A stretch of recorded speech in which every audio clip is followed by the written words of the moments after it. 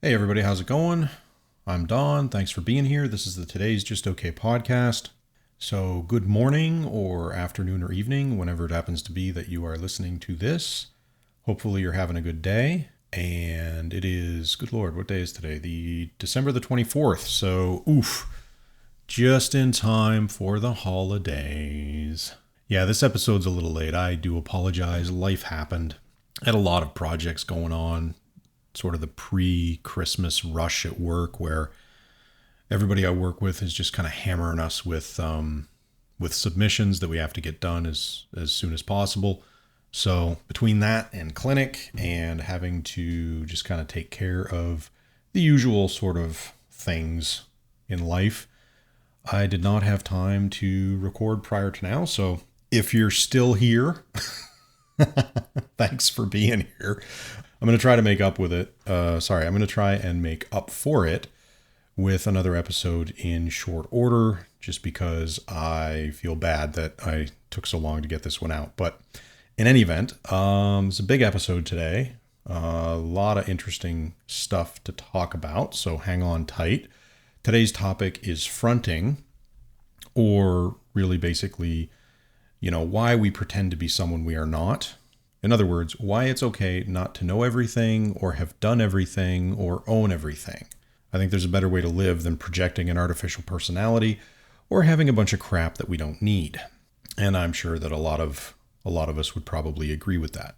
Also have a question that came in about parental rights. So a couple of episodes ago, I talked about parental rights in the context of schools and that type of thing. So I got a question to answer about that. And a tip of the day regarding prioritizing. Because as you can tell, I need some help with that. Anyway, and then if I have time, I will read chapter 3 of Lancet at the very end. I'm just going to need to see how long the episode is all in before I commit. So stick around to the end. And if it's short enough, I will read chapter 3, and if it's a little bit too long, what I'll do is I'll wait until next episode and then read chapter 3 then. So all of that is coming up, but first, a little bit of a warm-up. Let's see here. I got a message from someone this week who listens to the podcast, so thank you very much. This is a young man that I met like 8 or 9 years ago, I think. He was a summer student in high school. I kind of taught him the ropes of working in an administrative office, and he taught me how to play tennis, which was pretty awesome, I gotta say. Anyway, this is what he wrote me. He says, "Hey Don, hope you're doing well. Just listened to your last podcast about mentorship and it was great. Just wanted to say, even though I guess it was indirectly a mentor-mentee thing, you were definitely a great mentor and a role model in my youth at the blank." That's basically where we worked. "Even though I ended up choosing a career very different than where we met, it would definitely instilled in me core values of teamwork and how to succeed in any work environment. Just thought I should share that with you and say you're killing it with the podcast. We'll get together soon. I'm in the middle of a 9-exam month." But yeah, it was kind of my first real mentorship opportunity, although it was very informal and I didn't really know what I was doing. And there was definitely no expectation that I do any of that as part of his experience. It was just something that I thought was kind of interesting. And I was talking about the same stuff then as I am now. I wasn't very organized. I was just blabbing on about things that I had learned from my own mistakes and what I wished I knew when I was growing up. Just things about school and work and trying new things and how it would have been helpful if I'd figured out how life really worked earlier, and specifically things that I was interested in doing, or the types of jobs that existed for specific skill sets and how hard it is to make money, how debt works. I mean, when I graduated university, I had a lot of student debt that kind of, slowed me down because there's only so much forgiveness that you can get from the actual, government programs. And then in addition to that, you just kind of have to pay it off and there's interest and all the rest of it. And when you're starting out, it's kind of the worst possible way to start out is in debt. So I wish I would have understood that more when I signed up and worked harder at keeping that lower, because if I had done that, it wouldn't have been as hard for me and my wife when we were just getting started. And then also just kind of the importance of the social and educational aspects of school and university and learning on the job and that type of thing. And just how you can use every experience to build on yourself, right? Build up your confidence, learn how to own your mistakes and move on without having that sort of endless stress.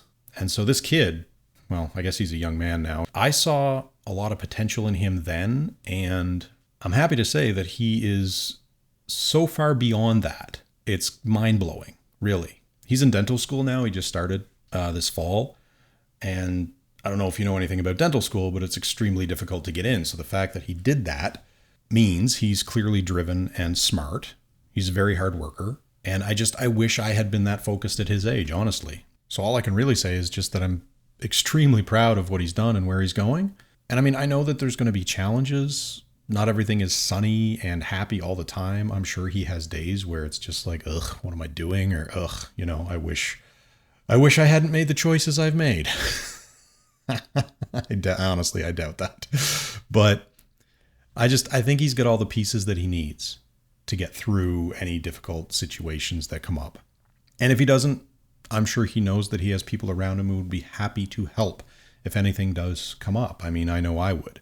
So I'm wishing him well, very, very well, and thanking him for listening. It means a lot to know that he thinks back fondly on the experience. I know I do. And that he feels like he got something out of it, because that was the whole point, was making sure that I wasn't just kind of rambling on, but actually imparting some sort of useful information.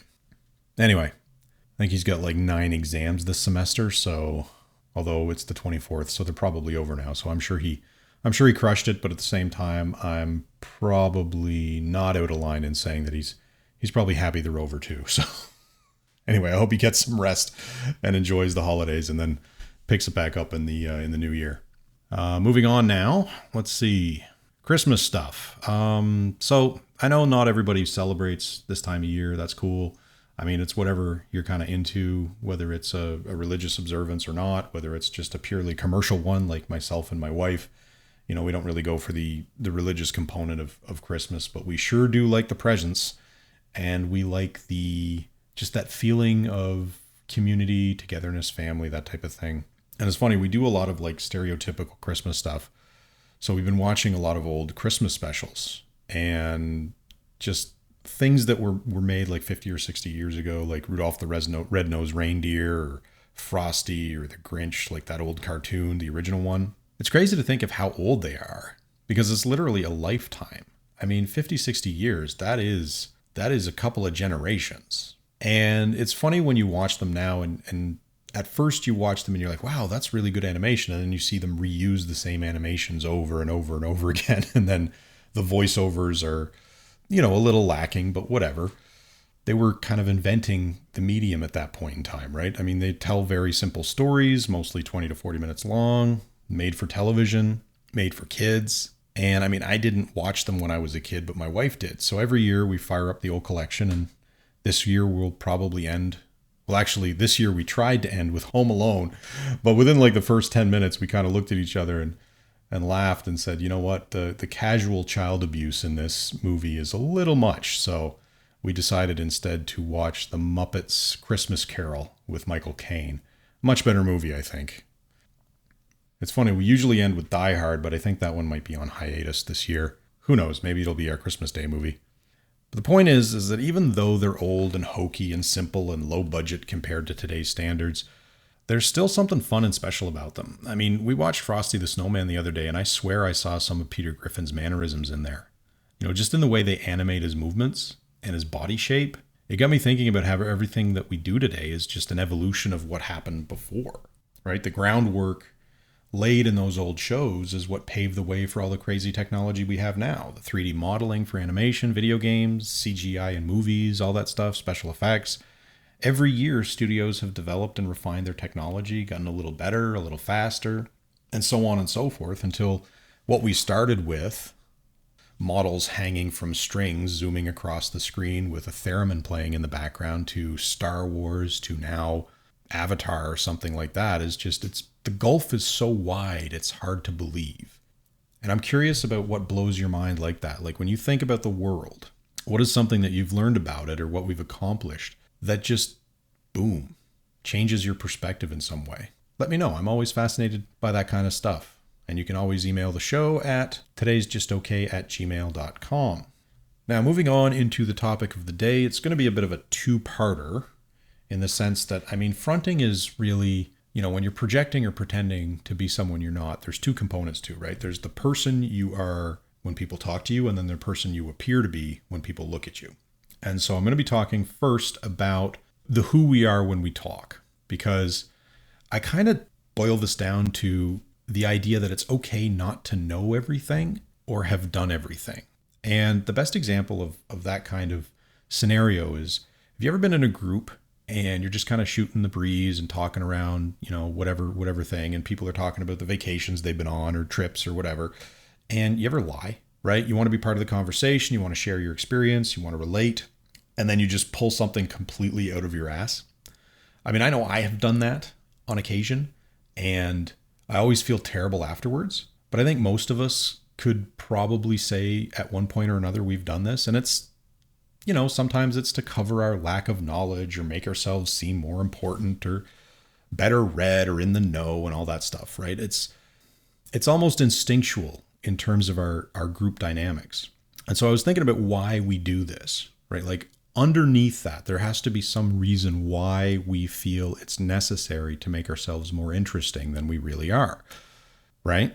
Because the thing is, I think that a lot of us are actually plenty interesting without all of the aggrandizing we do. But I think that because we don't believe that in ourselves, that's where we get into this issue of, okay, I need to play this up a little bit to seem more interesting or make it more funny or more relatable or more on point or whatever. And so thinking about the why, I started thinking about things like childhood experiences or childhood lessons. Growing up, how many times were you told, don't do that, don't say that, be nice, fit in, don't make mistakes, or don't behave in a certain way. Don't behave like a kid because, it's annoying or whatever. And those little mistakes are sometimes made into a bigger deal than they are. And when that happens and you get that negative reinforcement, that can turn into fear of making mistakes or not being interesting enough or having to fight for attention. I grew up in a household with 7 kids. So my parents were constantly just dealing with kind of the rabble. It's just this ridiculous crowd of children milling around doing all sorts of stuff. And there was a big age difference. Like my oldest brother is 10 years older than me. My youngest sister is 4 or 5 years younger than me. So it's like a 15-year gap between oldest and youngest, right? So there's a lot of different ages there. And that means that as parents, they didn't have a lot of time individually for us. They were just kind of, splitting the average and trying to hope for the best because they had to keep us fed. They had to keep us housed and clothed and basically alive. So they had enough on their plates to deal with. And, between sort of the fear of making mistakes and then not being interesting enough to pay attention to, right? That can compound in any kind of a group dynamic because externally, it's not just internally, but externally, I think that we're driven by media, by entertainment, by whatever, to constantly compare ourselves to others. If you think about Hallmark Christmas movies and stuff like that as a genre and the type of stories they tell a very specific story about a very specific class of people. And, these people have good careers, they have houses, they have property, they have money, they don't have to deal with a lot of the stresses that other people have to deal with. And if you're constantly being hit with that in media, and that's constantly being reinforced as the appropriate way to live, if you don't fit into that, then there's obviously going to be some reflection, right? You're going to be thinking about, well, why don't I get to do that? Why am I not good enough for that, right? It's not a perfect analogy, but you get what I'm saying, I hope. Anyway, I think that drives us to worry about how others will see us. And I know a lot of this comes back to self-esteem. Like, it doesn't have to be low for this to happen, I don't think. I don't think you need to have a diagnosis of depression or generalized anxiety or something like that. I think this is kind of just a normal emotional response. And I also think it's kind of a common experience, right? Some of us would just call it bullshitting, sitting around with your friends and everyone's lying through their teeth. And you're just you're shooting the shit and trying to make people laugh and trying to keep the conversation going. But I also think that one of the ways sensationalism affects us psychologically is, again, going back to earlier, we think that ordinary experiences aren't exciting enough. We have to make them bigger. We have to make them pop louder, right? A Chihuahua trying to bite you might not be scary, but turn that into a Doberman or a pit bull, and all of a sudden, ooh, those things have major connotations. So it changes the dynamic and it changes how people listen. And it also changes what we're saying. And we do this for everything. When we talk about relationships, vacations, little adventures we've gone on, jobs, injuries, you name it, we tend to exaggerate them to try and captivate or underscore how important they were to us, right? And one of the major sort of components in this, I think, that I could sort of point at and say, okay, this is probably where a lot of this is coming from, is the idea of toxic positivity. So the cultural drive, either in professional life or personal life, for everything to be amazing all the time. People are supposed to be happy and adventurous and outgoing and successful and on and on and on and on. And the idea that everyone's life should be, that picture perfect romantic comedy kind of thing. And life isn't like that. Even if you are all of those things that I mentioned, it's not all sunshine and rainbows. It's not all crap, but it's definitely a mix of positive and negative. And it's important that we recognize both of them and accept both of them and celebrate the good times and learn from the bad times. And that leads me into kind of the second part of this, which is why it's okay not to have everything or own everything, right? I mean, in addition to feeling that pressure to present in a certain way or to fit into a certain style of people, I think we also, as part of that, feel pressure to dress a certain way or drive a certain class of car, or own a certain type of house or whatever. But one of the problems with that is, how do you decide what you need versus what you want? Like, what do we pay for and what do we either forego or wait for the right time? I mean, you've got your basic necessities, your food, water, housing, clothing. Then your other general stuff like money, transportation, healthcare, education, right? Things that provide core services and access to those services. And then everything else is basically just a nice to have. And don't get me wrong, like I love the benefits of modern society. I love how convenient everything is. And I think that it's really important to have access to those things because it's what helps us live longer and live healthier and be more comfortable. But at the same time, there's also a question of how much of it are you able to afford, right? How is all of this stuff going to affect your bottom line? And, trying to push back against that pressure, weighing the potential benefits, the difference between a better camera or nicer computer or phone or bigger truck or more durable tools. We have to think about things like, how long is it going to last? How long am I going to be able to get a replacement for if it breaks? Is there a 1 year, 5 year, lifetime guarantee on some of this stuff versus a year or 90 days or something for some of the less expensive things? It's like some things in life are investments because it's either going to help us long term or it's going to grow in value over time. And some things are liabilities. And I think it's important for us to understand what is either not going to go up in value or are volatile, so things like investments or stocks, and what things are more reliable. We also have to ask ourselves about our motivations for wanting things, or why do we want this thing? Are we advertising? Are we trying to show off, keep up with the Joneses?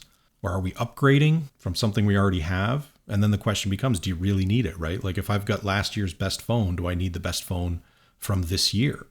Depending on who you are, the answer may be yes, the answer may be no. But then the question then becomes is like, can you afford it, right? So the idea is it for utility or is it for appearances? And I like the idea of traveling as an example, right? Because you get an experience out of that, but you don't really get much tangible unless you're buying like crazy amounts of souvenirs and stuff like that. But even then, you could just order those online, right? So it's not like you need to go to the place to buy the thing when you can just get them on Amazon.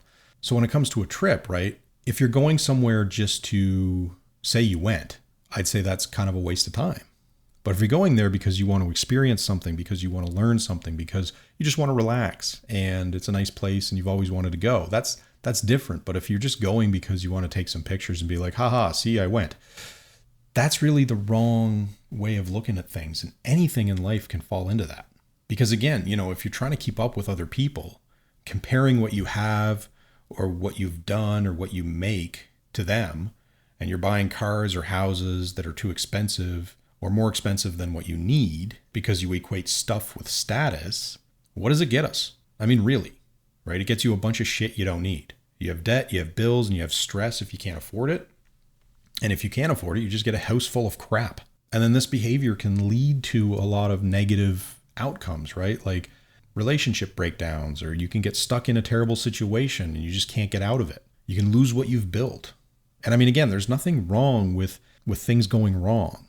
I don't think it's anyone's goal to lose everything. It's okay to reset if you need to, if you lose your job or you get overloaded and you need to get back to basics. But I don't think you should be aiming for that as like a life goal. Like, oh yeah, I really want to mess my life up so bad that I'll lose my job, go bankrupt, and then move back in with my parents. I don't think anyone is thinking like that. So I'm not crapping on anyone who's had to go through that or is in that kind of a situation. I'm just saying that that's definitely unlikely to have been the plan. And, at some point we have to look at ourselves and say, okay, this is what I wanted, but what is reality? So I guess what I'm trying to get at is essentially what's the alternative, right? So if trying to be someone we're not and have stuff that we don't need is somewhat negative, what do we do to counteract those impulses? And I think one of the big things is to accept that it's okay not to know everything or have a story for every occasion. It's okay to listen and learn. And if you're interested in hearing more, just say so. Like, be humble and honest, right? Someone's talking about something that you're interested in or that you don't have any experience in, just say that. I don't have any experience with that. I've never done that. I haven't heard of that before. And then just ask some questions. Or, if you're uncomfortable speaking up in a group, then just look it up on your phone or your computer or, read about it later when you have a moment. The point is that nobody, not even the slickest, most well-traveled or extroverted or richest person knows everything. And they haven't done everything either, because that's impossible, period, full stop. And anyone who claims that they have or that they have all the answers is full of it. I mean, I can tell you right now, I don't have those answers either. I have a few that work for me, but that's it. And you have to build your own toolbox. But starting from a place of honesty, that is going to help you. I guarantee it. Another thing that I would say is that a lot of people actually relate better to someone who doesn't need to be the center of attention all the time. Because that's part of the issue here, right? Look at me, listen to me, don't think less of me. But fighting for that attention doesn't really accomplish anything. And I mean, even if you win that competition, is it worth being slightly more important in a group of 5 or 10 people for a few minutes before the conversation just moves on to something else? You put all that energy into building a lie or an exaggeration, and the payoff is 30 seconds of what? Faint praise or someone catching you? I mean, I've been called out before too, and someone just said, you're full of it. Yeah, you're right. I just kind of had to admit it. Like, yeah, you know what? I didn't do that. I don't know why I said that. And you kind of eat crow for that second, and then whatever. People laugh at you or whatever, and then you move on. Like, it's not that big of a deal. I can tell you just from my own experience, being honest feels better. And it makes the times when you do have experiences to share all that more meaningful. You don't need to worry about coming up with something. You just get to ride along with everybody else, right? And that relaxation among my peers is a great feeling. So if we don't need to think about what I should have said or what I did say, or, oh God, I hope no one asks me about that later, right? You're just being authentic. You're being you. I think that's what people like more. Real people, good, decent human beings, aren't interested in a product line for a friend. They're interested in what's underneath that exterior. And I think the older we get, the more important that becomes, because, I mean, I don't know about you, but I only have so much time for garbage these days. And every year that passes, I have less and less time for nonsense. I do not care for it anymore. Now, everything that I've said about, how we behave is also true about stuff that we own, our possessions, because what you have is less important than who you are, right? Your car, your house, your clothes, your watch, the expensive trips you take, none of that really matters. Decent people don't care. Whether you drive a Ferrari or a Mercedes or a Ford or a Hyundai or a Kia or whatever, if the biggest two reasons you get something you don't necessarily need aren't I can afford it and I like it, then why are you doing it, right? Big houses are expensive. They take forever to clean. You need a lot of stuff to fill it up with. Do you use the space even? Does it make you happy? Luxury cars, boats, planes, all that stuff is kind of the same. It's all the same thing. And again, I have no problem buying that stuff if you can afford it and you really want it and you'll get some use out of it. I mean, if you've got a plane and a pilot's license and you enjoy flying because it calms you down or it makes you feel alive or it's just one of those things that you've always enjoyed, all the power to you. But if you own a plane just so that you can tell people you own a plane and it just sits in a hangar all the time and you never take it up, what's the point? And again, I can't underscore this enough. I'm not saying we shouldn't enjoy ourselves or indulge in our dreams every now and again. You know, it's funny. I realized about halfway through setting up this episode that it's going to be the holidays. And, you know, why do I do this? Like, I'm talking about reducing our consumption and slowing down on the look at how great my life stuff is in the middle of presents and family get-together season. You know, you're home for the holidays or someone's come to visit you. And I can already feel it. You know, it's like it's time to compete with your siblings and cousins and old friends, you know, to brag about how far you've come and what you've accomplished and blah, blah, blah, blah, blah. Or to argue about this and that. I just think about how good does it make us feel when we're on the other side of it? When we're driving back to real life and we've told who knows how many people a bunch of bullshit. For what? I guess what I'm trying to say here in this long-winded rant is that it's more important to be balanced in our approach to these things. I think that's kind of the point of this podcast, right? I don't think we need to get everything or do everything under the sun to be good, well-rounded people. And I don't think that we need to pretend either. Because the more we get and the more we do, or the more we say we've done, or the more we say we've got, the less important each of those things become, both to us and to everyone we talk to. More importantly, if we fill up our brain with too much information, we're bound to forget some of it. And then, you know, it just becomes impossible to keep track of all this stuff. But more importantly, if you have to hit the same high all the time, you're constantly chasing that feeling, then it all starts to just feel normal, or worse, less, right? To get to that same feeling, you have to up the ante. And anyone who's familiar with how addiction works will know exactly what I'm talking about here. And even though I'm not talking about addiction today, even if we take a step back and we just recognize that humans are pattern recognition machines and that the human brain adapts to patterns over time, that's why things get blunted. And if you've described 100 times you've seen an amazing sunset or done an amazing thing or experienced a special moment, and then you get there and you have to experience that, and it's the first time, but you've practiced all those times before, maybe it doesn't hit right. Then what do you do? So that's why I'm saying it's important not to overdo it, because it can help keep things special. And when it comes to owning things or stuff that we fill our houses up with or our apartments or whatever, having less of it can simplify our lives a great deal, because the less stuff that we have or want, the less we care about it, and the more focused that we can be on what really matters to us. And if I've learned anything about people in my 40 plus years on this planet, it's that being comfortable in your own skin, having the confidence to be yourself and do your own thing, will get you farther than all the crap you can buy and all the lies you can tell. And even if it doesn't, you'll still be happier and more content with yourself. And you'll have better relationships and a better experience in life than if you try to go the other way. I know it works for me. But again, as always, just because I'm talking about this stuff doesn't mean I have it all figured out. So what works for you and what works for me may be very different. Take the good and leave the bad. And it's just food for thought, right? Anyway, I'd say I've probably rambled on enough about this subject for now. So I'm curious what you think about it. Like if I hit the mark or missed it by a mile.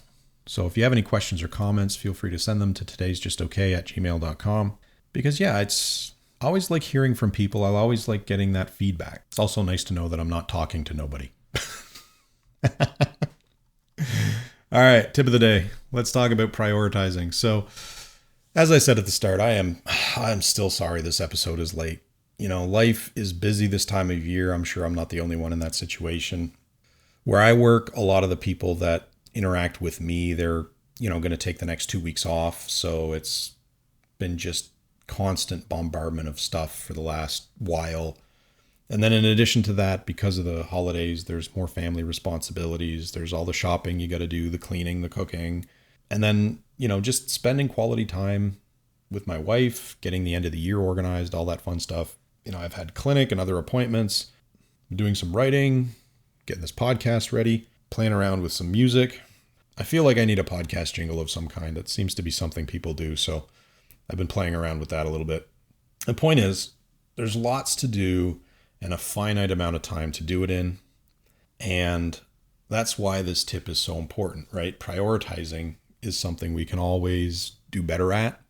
And sometimes it's also important to recognize that we can't do everything. We just do not have the time. We can't get to the things we want to do. So how do we manage? And in my view, the best thing that we can do in a situation like that is identify the most important things. And then once we've sort of ranked everything, is like, okay, well, what do I have to get done today? What do I have to get done tomorrow, this week, next week? What can wait? What can I put off? Whatever. And I generally classify things in my life based on their importance to just my existence, right? So my wife comes first, my job second, family, friends, health, coffee, food, chores, hobbies, et cetera, et cetera, et cetera, down the list. And I didn't list those in sort of order, as just kind of how they kind of came out of my brain.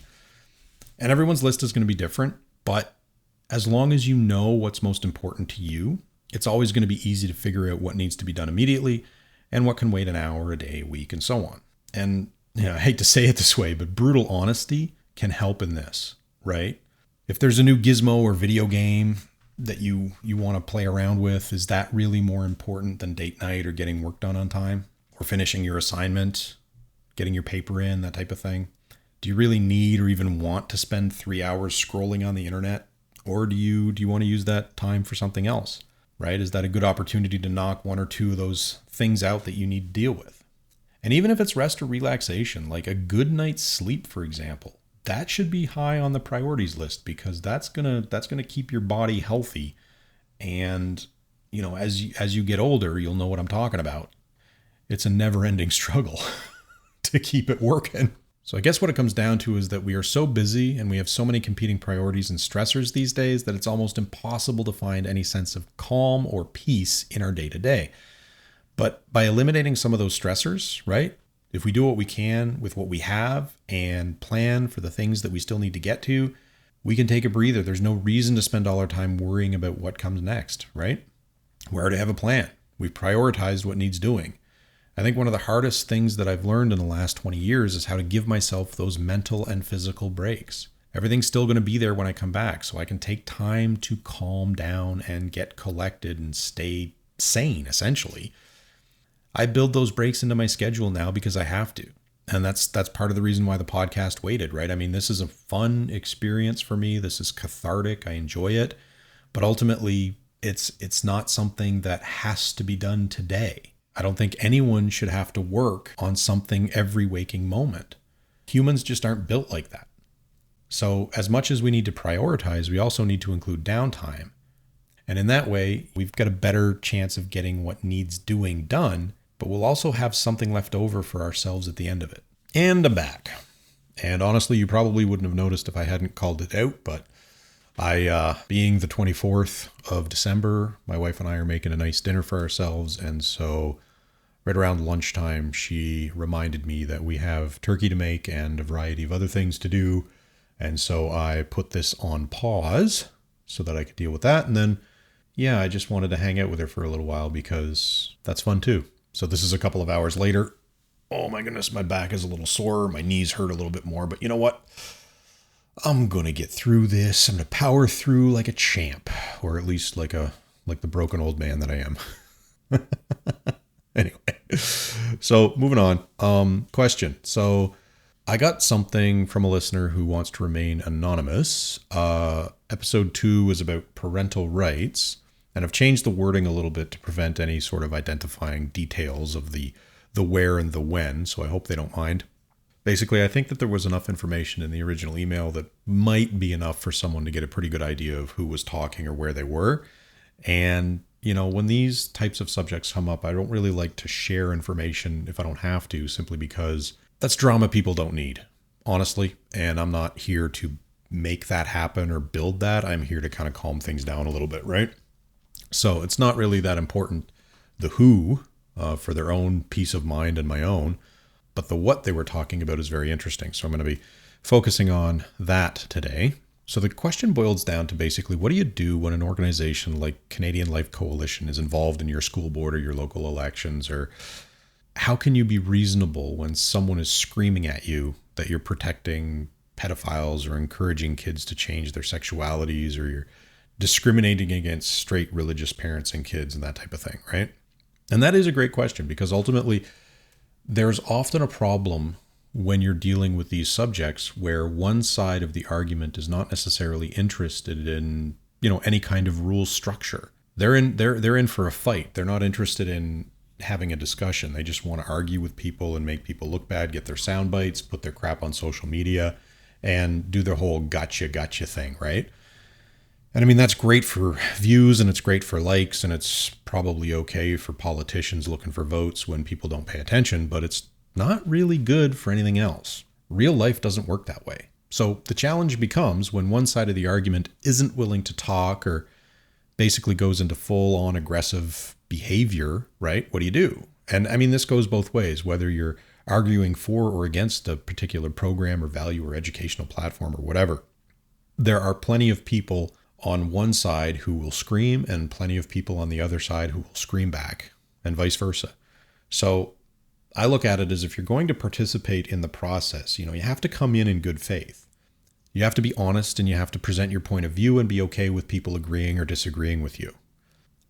But I think in cases like this, it's also important that the people in charge of the meeting deal with it, right? So if you're running some kind of public outreach meeting or, trustee meeting or something like that, you have to keep order. You have to keep people behaved. You have to establish rules. You have to stick to them. You don't see judges just letting people do whatever they want in court. And I think any organization with public input needs to be hands-on in making sure that their operations are tidy and equitable and respectful. And I think in this day and age, that means being prepared to have people show up with signs and start shouting. I don't think that we can pretend anymore that that's not going to be a real issue. And yeah, it definitely sucks if some of the board members are either timid or maybe they support one group or another and they let that influence who gets to talk. I mean, politicians do that kind of crap all the time. They call upon their friends to speak so that they can get the talking points they want, right? But in terms of what concrete steps you can take, apart from being aware of who these people are and what their organizations stand for, and again, this goes both ways, right? So if you lean the other way, maybe read up on some of the anti-hate sites out there as well, right? So if you're more on the, whatever that group was called, the Canadian Life Coalition or whatever it is, right? If you're on their side, take a look at the anti-hate stuff. You may dislike what they have to say, but honestly, if you look at what they're talking about, it's not objectionable. And it's not to say that both sides are equal in the process. I hate those arguments where, the false equivalency is relied on. Oh, we got to have equal time or whatever, but that's not true. Really what it comes down to is, what evidence do you have to back yourself up? What experts agree with you? How much science is behind who you are and what you're saying? It's not just about who screams the loudest.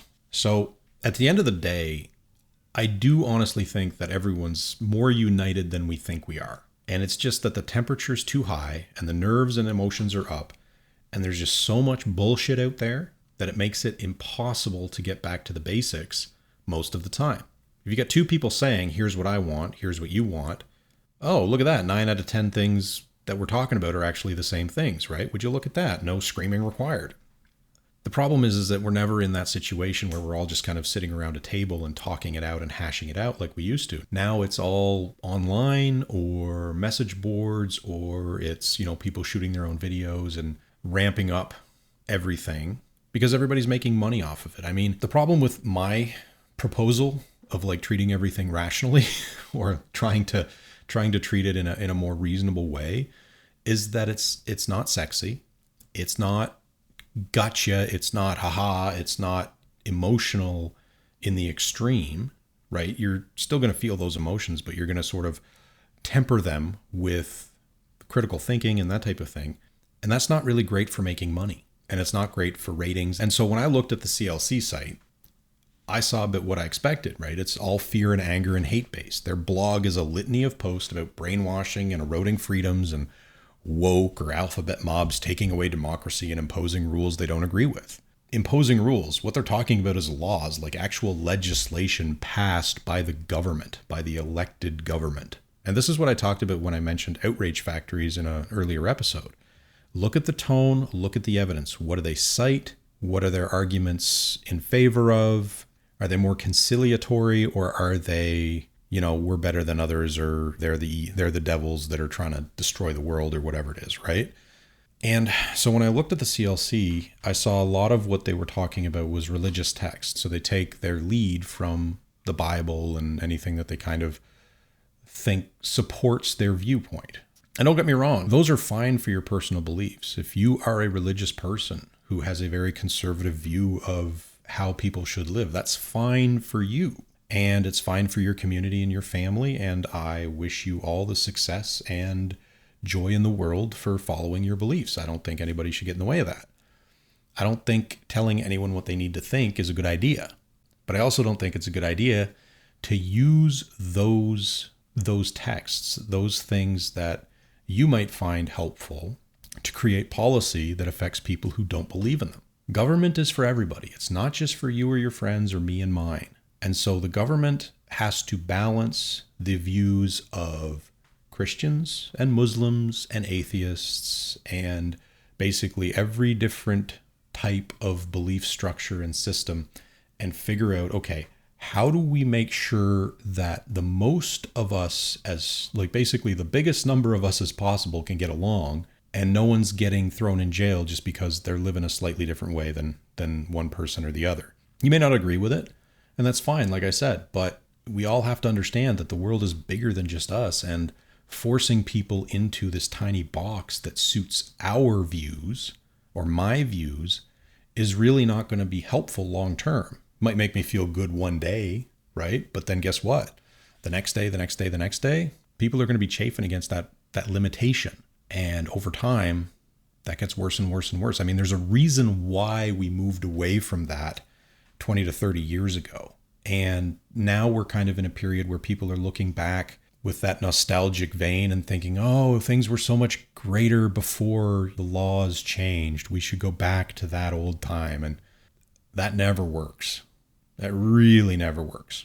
But anyway, when I'm looking at an organization like the CLC, any type I'm looking at an organization, I look at the facts. So what does CLC do in terms of their research, in terms of what they're saying is the basis of their argument? And I'm not a religious person, so I don't really look at religious texts because, again, those only apply to the people who believe in them. And if you're not particularly invested in a Christian or evangelical viewpoint, I don't think you should have to pay attention to them, to be honest with you. That doesn't mean that they're inherently bad, or someone who does follow them is inherently bad. But again, don't tell me how to live my life. I won't tell you how to live yours. Pretty straightforward, pretty reasonable, right? So I take a look at the CLC and I take a look at their research and I see what they're citing beyond religious texts. And what I find is an article. The example I saw was an article by Mark Regnerus, and it's titled, How Different Are the Adult Children of Parents Who Have Same-Sex Relationships? Findings from the New Family Structures Study 2012. And so they use this study as a way to justify their view that basically, in a sense, LGBTQ families are not as good as straight families in producing well-adjusted children. Here's what they don't tell you. There was an audit and some investigative reporting into the study that they're citing, and behold, the findings. So the first thing is the author accepted over $700,000 from think tanks opposed to gay marriage to produce the article. It also happens that the author is deeply conservative and deeply religious. Again, not necessarily a problem in and of themselves, but when you're taking money from organizations that have policy goals that line up with your personal beliefs, you tend to produce research results that mirror the goals of the organization that's trying to pay you, right? So it makes your conclusions suspect. It's the same reason why a lot of drug companies, when they pay for research, lo and behold, you find out that their particular drug is much more effective than any other drug on the market. It's not because it is, it's because they're paying the doctor to say that. So we have to be very careful about how we interpret research, and specifically research into social sciences, because it's all subjective. The other thing too is it's not easy to be objective, right? We're people, we're not robots. So even the most disassociative person is still going to be somewhat biased. But the reason I have concerns, or deep concerns, about this study is that over 200 social scientists, and what I'm saying is basically professors and PhDs at universities all across the United States, actually wrote to the publishing journal contesting the findings. Because, not to take my word for it, but there were significant methodological errors in the way the study was conducted, especially in the way the data was collected and where it came from. I mean, like, he was relying on data that was provided to him not from a independent, university study. It was from a marketing campaign, right? So a marketing firm came to him with a bunch of information that they had pulled from people that they had polled or talked to on the phone or whatever. And the level of, I guess you could say, reliability of data like that, when it's not in a controlled environment or it's not produced in a way that is recognized by a variety of, governing bodies or boards, it wasn't vetted properly, that type of thing, it makes it very difficult to trust not just the information, but anything that comes out of it, right? And again, even if his data was accurate, his article wasn't properly peer reviewed. They didn't actually vet the article properly. His own department head disavowed his conclusions. The department head at the university he was at distanced themselves from the findings. They're like, no, I'm not standing behind this. And even after the fact, Regnerus himself admitted there were problems. That's a far cry from a unbiased, legitimate argument, at least from my perspective.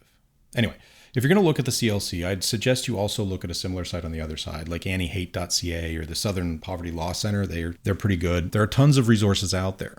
And always think about this stuff critically. Anyone or any organization, look at who they represent. Who are they fighting for? What are they fighting for? And who's making money off of it? What does what they want look like for you and your family and for the people you care about? If it's hate-based or fear-based, where, if we allow these people to have some of what we have, everything's going to fall apart, chances are you're going to be on the wrong side of that. Because equity, like true equity, equality, living well and getting along, it's not a zero-sum game. It's not about having a finite amount of rights that you have to give out to people, and some people get some and some people get others, and after a while you can't share anymore, otherwise you lose everything. That's not how equity works. Equity is you provide the rights to everyone, you work on getting rid of the systemic barriers that exist for the benefit of some and not others, and everyone comes at it from a reasonably equal standing. And that makes it harder for some people who have benefited from those barriers, right? Like the best example, straight white men have historically had a much easier time in North America and in Europe and in a wide variety of places around the world, earning money, getting jobs, owning property, saving money, investing in things, that type of thing. It's just been easier for us to do that. It's not easier for all of us to do that. Like, just because you're straight and white and male doesn't mean you're going to have a great, easy time in life. But there is an element of advantage there that the data doesn't lie. It's quantifiable in a way, in terms of how much longer we live and our net worth and the number of us in significantly higher paying positions. So again, if that's what you're fighting for the maintenance of that system, you have to understand that there's going to be a whole lot of other people who are on the other side of it who don't agree with you. And at some point, they're probably going to outnumber you. And that's just because that's how life works. Our children will always grow further than we expect. They don't necessarily go backwards in the way they think about things. Usually we push forward, both in terms of generalized knowledge and also just in terms of what we're willing to accept in our day-to-day lives. And if the world's moving forward and we're not, we're going to get left behind. So best to avoid that if at all possible. Anyway, what was I talking about? Right. What can you do? So actual concrete steps of what you can do if a group comes in and basically starts to throw hands, essentially. I'd say the first thing, like especially in this situation, because, it's sort of specific to school boards, get in touch with your school board to make sure they have policies in place for public meetings. That way, you know what the rules are. And if you know what the rules are, you can make sure that they are adhering to them. And when they're not, you can call them out for it. Step 2, get involved with the process. So actually read up on and vote for your trustees, know who's coming in and running in those elections, making sure that you're aware of their policies and what they want to do. Don't just assume everything's going to be okay. I think this is kind of a sticking point for me, right? Is that a lot of people complain about the way the world is going and yet aren't actually engaged in trying to make sure it doesn't go that way. So they're not looking at who they're voting for critically. They're just either not voting at all, or they're just voting for the party that their family's always voted for or whatever, right? I mean, you only have a limited number of chances to change things. And if you're just a regular person on the ground, we only matter if we are gathered together, if we're bound together, right? We're not billionaires. We're not in the halls of power. We're just regular people doing all the work. So yeah, if we're not willing to fight to make sure that the board stays even just a little bit balanced, people who have are going to just try and take more, and we're going to become have-nots pretty damn quick. So yeah, maintain that vigilance, because things don't run themselves. Things aren't always going to work out unless we keep pushing for that. I mean, if you've got kids in schools, make sure you get to know the teacher and the principal, because they're the ones who are going to have the most direct impact on your kids. So what is the teacher like? What is the principal like? And don't be afraid to just have a conversation and talk to them. Be like, hey, what are you teaching? What are you doing? Blah, blah, blah. Because they'll usually be happy to have that conversation with you. And if you're worried about your kid's development and you kind of itemize how and in what ways you're worried, they'll probably work with you in some manner to make sure that your beliefs or your views are respected. And likewise, if they're not going to do that, then you have the opportunity as a parent to do enrichment with your own child at home, where you can provide them with context and that type of thing. So you do have the opportunity to directly influence your child's learning, but you also have a good opportunity to get to know the structure they exist in at the school. Also, depending on what you support, get in touch with a reputable organization and see what they're about. Are they level-headed or just reactive and angry all the time? So whenever I'm thinking about supporting a cause or something like that, I take a look at the cause, I take a look at the people who represent it, and I take a look at how they come across. And again, if it's all fire and brimstone and support us because we're the only thing standing between you and total ruin, I do not have time for that bullshit. I just don't. But if they're like, hey, we are interested in making the world a better place, and we are interested in making sure that kids are safe, and we're making sure that, they're learning the most that they can learn, and da-da-da-da-da, that comes from a different place than fear and anger and hate and rage that the world is changing. The world's going to change anyway, so we got to come to terms with that in some manner. And then finally, in addition to going to the meetings, make friends, because at the very least, then you'll have some backup. Any organization, they usually come together, and if you are going to counteract that influence, you need to have your own group as well. So look for people who think about things in similar ways to you, who are not incendiary, but who are more, again, rational and balanced in the way they look at things, and then work towards whatever goal it is that you're working towards. Bearing in mind that people aren't going to always be happy with it, bearing in mind people are going to disagree with you, and that's okay. Now, I know my way isn't perfect, and this is definitely not the be-all and end-all of the conversation, but I think it's a good starting point.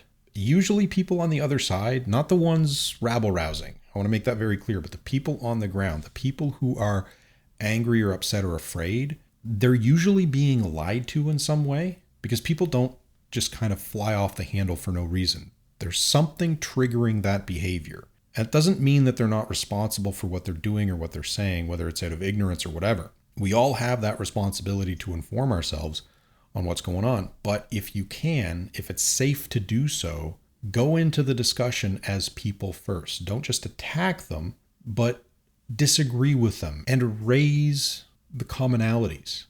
I can see that that person really cares about the safety of their kids. I care about the safety of my kids too. Here's how our approach differs, right? And then again, if that doesn't work or they mistreat you, that's when you can properly defend yourself. That's when you can see whether or not they're coming at this from a good faith perspective or not. And that's when you can either respond in kind or go from there. Because these things, they can escalate. And I'm not advocating for passiveness. I'm advocating for a reasonable approach, but sometimes that means you have to defend yourself. That means you have to fight for what you believe in. Not violently, I just mean through votes and policy and arguments and that type of thing, discussions, debates, etc. Supporting the people that believe in the same things you do. That's what I'm talking about. So I hope that's helpful. I've probably just muddied the water a little bit, but I think that there's a few nuggets of truth in there that should provide some kind of guidance or help. And again, best way to deal with it is to look for a reputable organization that is specifically working on countering the influences of whatever it is you're having a problem with. And then taking a look at that organization and what resources they have, what advice they can provide, because that's their whole job. That's the whole reason they exist. And then take a look at whether or not they are doing so in a way that you feel is compatible with the way you live. Because again, if they're freaking out every 10 seconds and that's not who you are, chances are you're not going to have much in common with them, and vice versa. Anyway, let's see. So we're at about the 1 hour mark. Yeah, I think I got time to do chapter 3. So just give me a second. I'm going to do chapter 3 of Lancet, my book, available on Amazon. Links in the description below. All right, I'm back with chapter 3 of Lancet. Chapter title, Boatman Securities. It's a little after lunch local time when Rene Caron's comm line buzzes.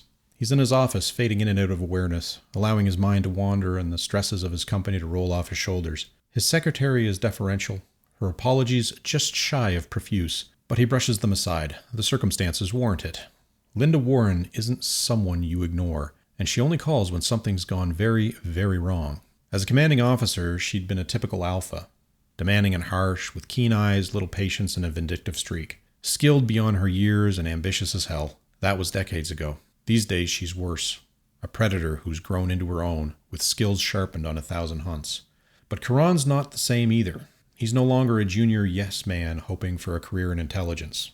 Now he's the man they call when there's an unofficial mess to clean up. Extraction, espionage, neutralization.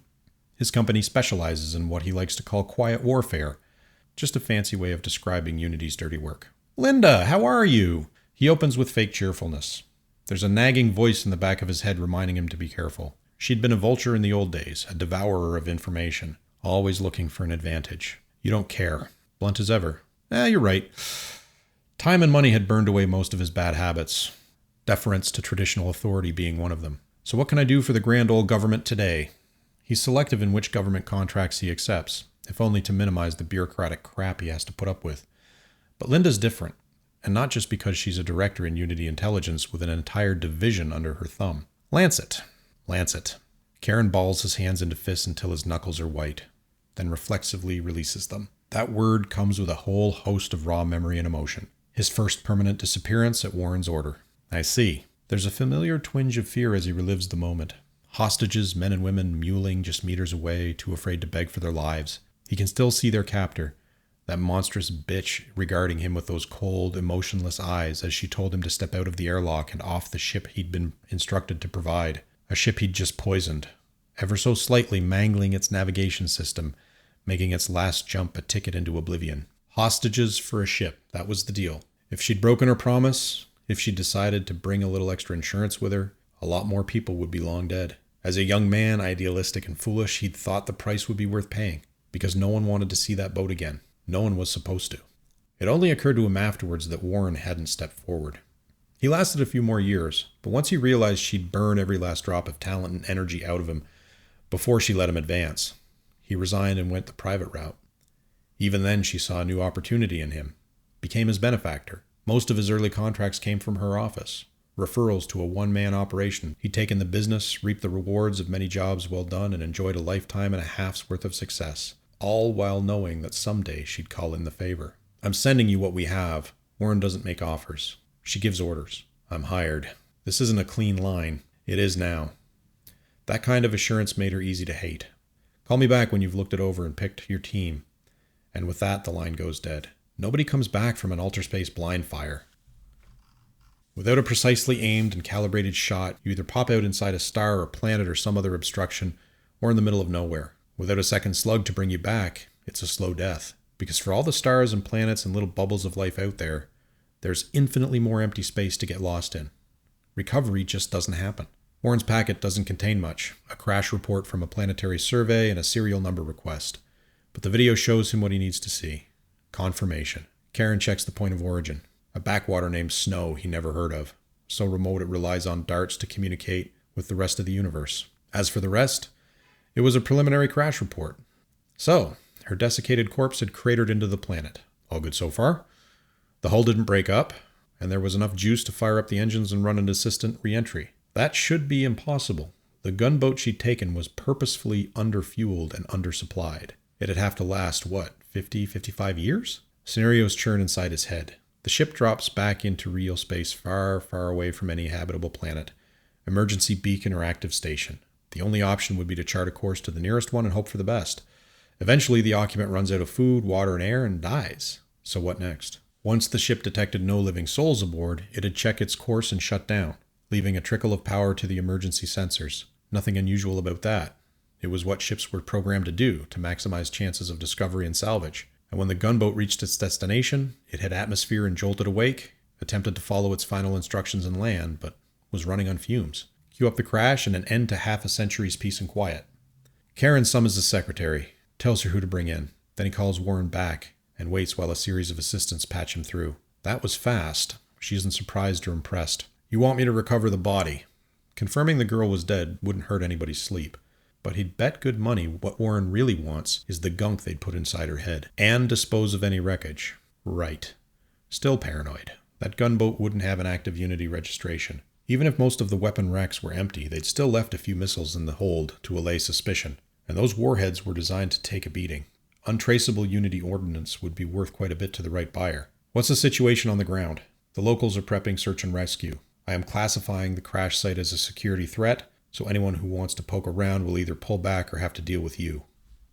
I'm compiling a file on the first responder.